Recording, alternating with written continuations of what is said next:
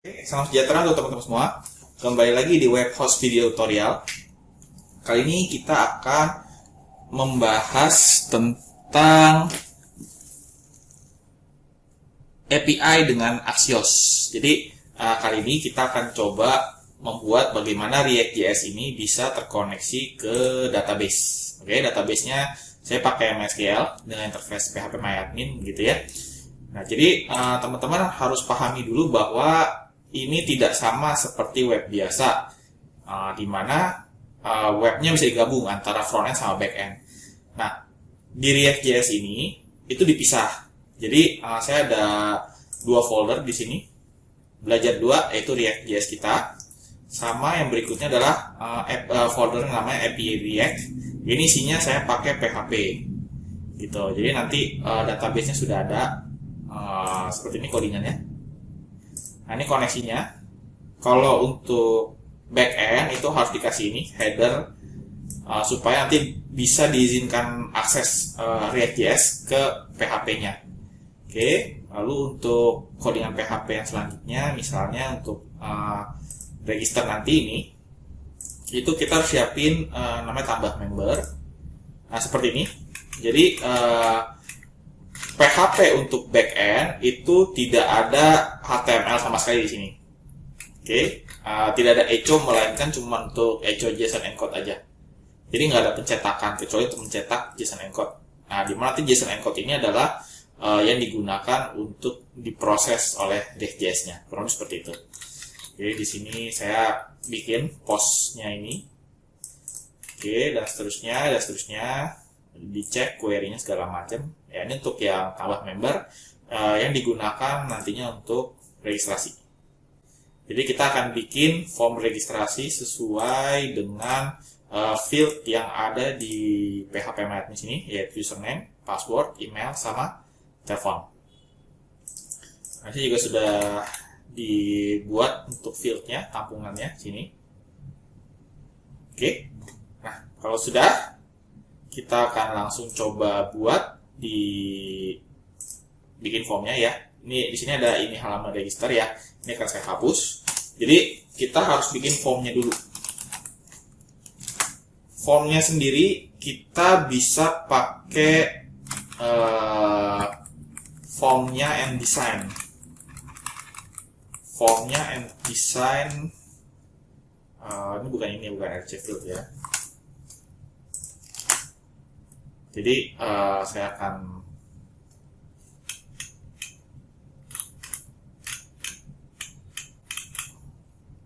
di sini sepertinya nggak terdeteksi ya. Jadi kita bisa form and design.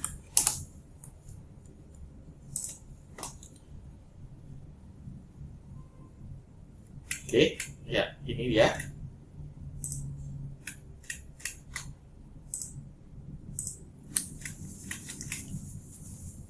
Oke, ini akan saya copy untuk menghemat waktu ya. Jadi saya taruh sini.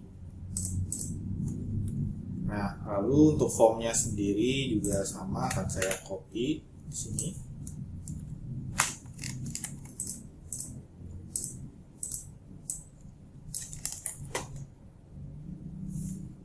Oke, nah, jangan lupa untuk ditutup form. Ya. Jadi nanti hasilnya akan jadi seperti ini. Oke, lalu di sini akan saya ganti on finish-nya itu adalah simpan, biar teman-teman bisa lebih paham. Yang di sininya saya akan kasih gagal.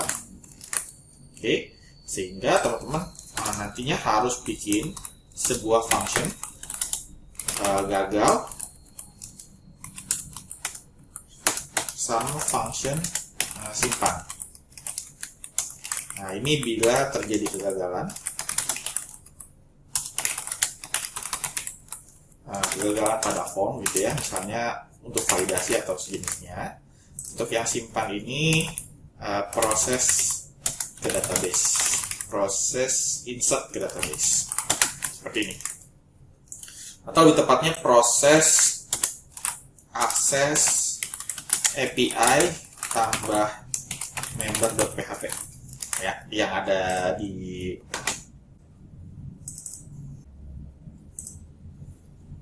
yang ada di sini, tambah membernya ya, yang ini. Jadi nanti ketika formnya sudah selesai divalidasi sukses ya, dia akan masuk ke proses simpan ini.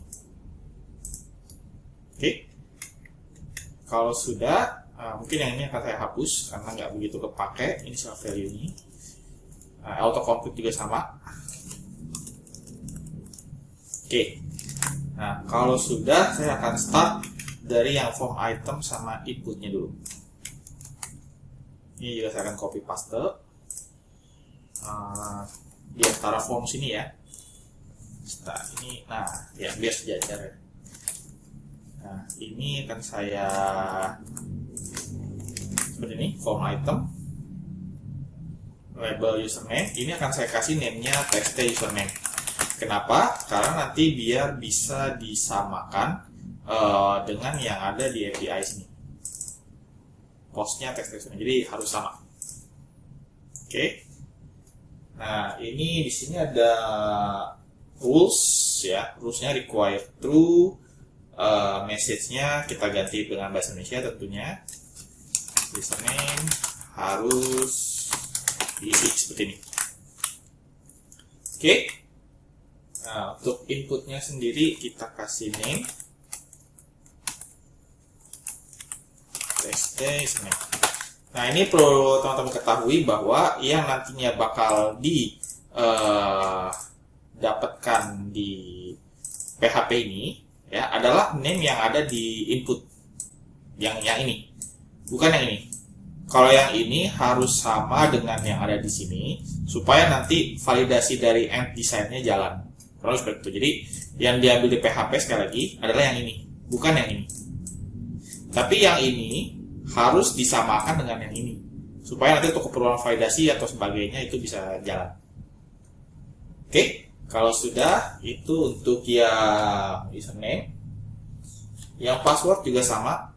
Saya copy paste saja langsung dari sini. Saya ganti password. Txt password. Yang ini juga saya samakan.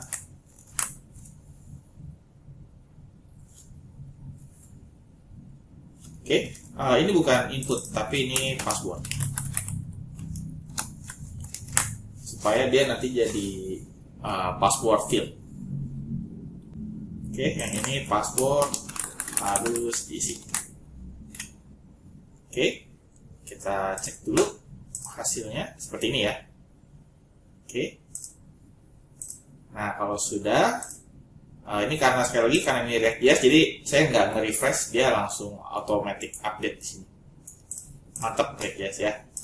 Nah, berikutnya untuk field berikutnya adalah kita pakai input saja karena untuk email.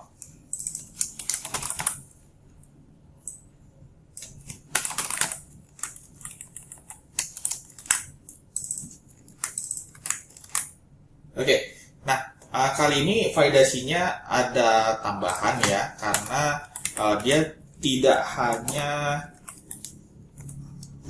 hanya harus diisi, melainkan juga dia harus berformat emailnya, misalnya seperti ada @ ada dot dan seterusnya.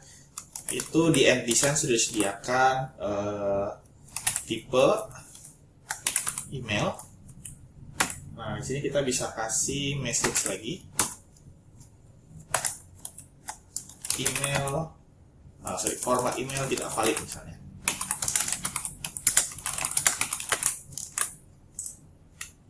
Oke, ini mau dikasih koma, enggak juga nggak apa-apa, sama aja. Oke, kalau sudah, saya akan copy lagi. Terakhir itu untuk yang telepon.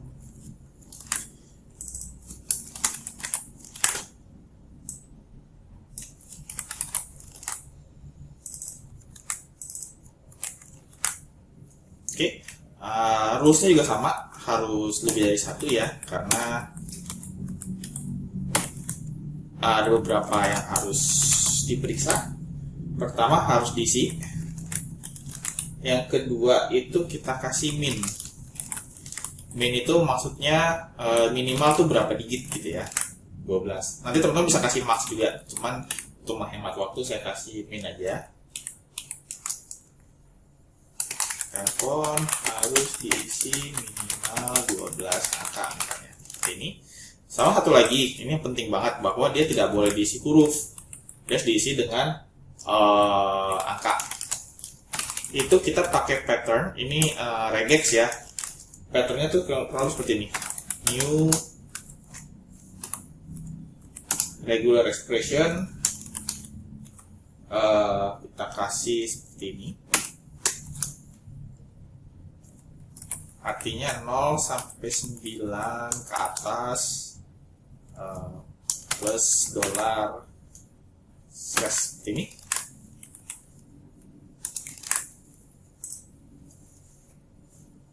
Jadi karakternya hanya boleh 0 sampai 9 plus ke atas gitu ya. Oke, ini telepon harus diisi dengan angka. Nah, jadi ini adalah aturan-aturan yang harus divalidasi gitu ya. Lalu berikutnya kita kasih lagi satu form item, yaitu button.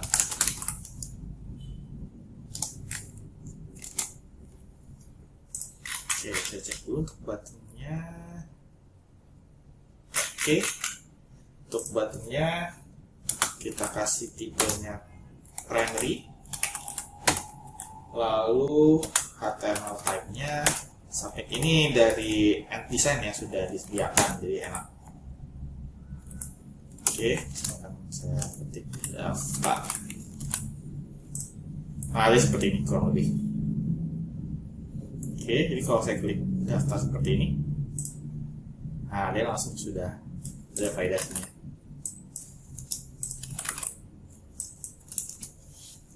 Oke, berikutnya untuk yang wrapper call ini bisa, label call ini yang saya hapus coba. Nah, supaya dia seperti ini, sejajar dulu, nggak apa-apa guys, ini nggak rapi ya. Nah, teman-teman bisa coba belajar merapikan lewat app design. Oke, jadi sekali lagi nanti bisa divalidasi. Oke, nah sekarang bagaimana cara mengkoneksi ke API ini? Ini yang bagian yang paling penting sebenarnya. Jadi API-nya sudah ada menggunakan PHP backend-nya ya. Terus, untuk API nggak harus selalu PHP sih. Teman-teman bisa menggunakan Node.js, Python, ASP, dan seterusnya gitu. Jadi selama dia bisa jadi di backend, itu bisa di API. Yang penting dia bisa generate JSON, itu yang penting. Tapi dalam video kali ini saya menggunakan PHP dengan database-nya MySQL seperti ini. Interface-nya PHP-Admin. Oke, kalau sudah, yang harus teman-teman lakukan adalah kita butuh sebuah package dari React.js, bukan React.js, dari Node.js tepatnya. Itu namanya Axios. Jadi package Axios ini akan saya matikan dulu sebentar. Oke, jadi Axios ini gunanya nanti untuk mengkonek antara React.js dengan API, yaitu PHP dalam hal ini. Oke, berarti saya akan npm install